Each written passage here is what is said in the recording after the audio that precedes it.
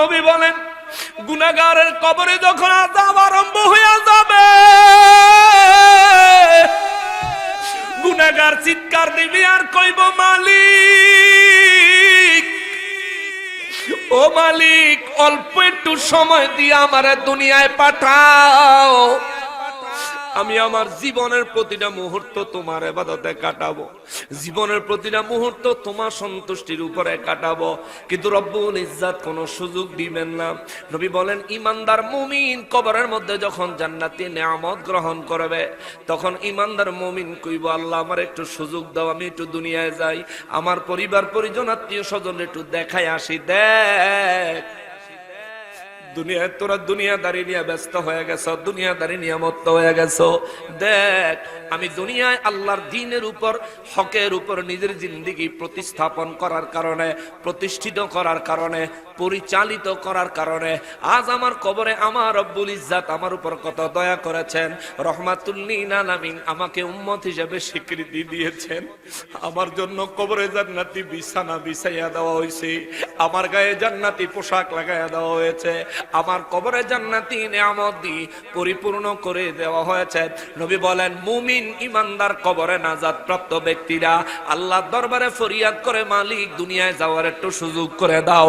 আমার রব্বুল ইজ্জত বলেন দুনিয়ায় যাওয়ার সুযোগ নাই, সুযোগ নাই, সুযোগ নাই। চিৎকার দিয়া বলেন আল্লাহু আকবার।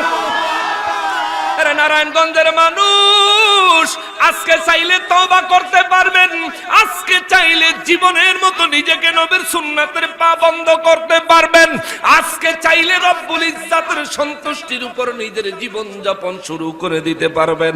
কিন্তু কবরে যাওয়ার পরে যখন আযাব আরম্ভ হয়ে যাবে, কবরে যাওয়ার আগে যখন মৃত্যুর যন্ত্রণা, মৃত্যুর আযাব আরম্ভ হয়ে যাবে, এ মুসলমান 1 মিনিট সময় চাইলে কেউ দিত না রে বাবা, 1 সেকেন্ড সময় চাইলেও পাবি না রে বাবা।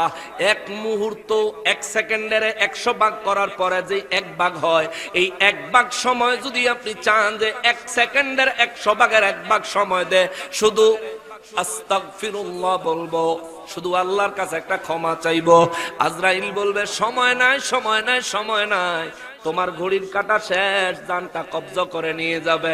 জানটা যেদিন হারাইবেন সেই দিন বুঝবেন জানের কত দাম, প্রাণটা যেদিন হারাইবেন সেদিন বুঝবেন এই প্রাণের কত দাম, এই হায়াতের কত দাম।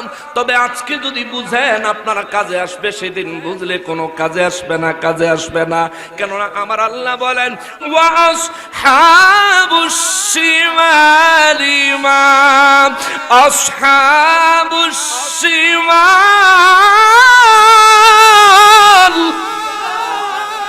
আল্লাহ বলেন আর শাজিমের বাম পাশে আমি কিছু মানুষকে জায়গা দিব, ওই মানুষগুলো বড়ই দুর্ভাগা, বড়ই দুর্ভাগা, বড়ই দুর্ভাগা। ওই দিন ওই পরিস্থিতির দিকে পালাইতে পারবেন না।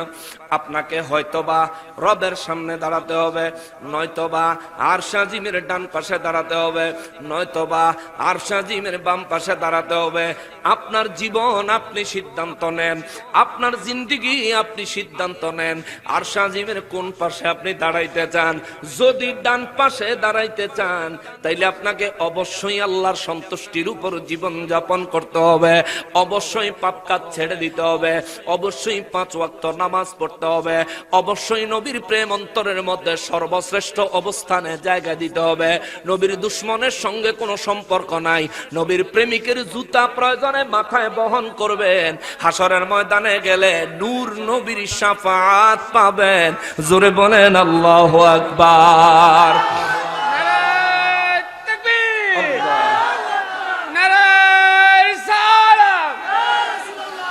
হযরত মাওলানা হাসানুর রহমান হুসাইনি নকশবন্দি জিন্দাবাদ।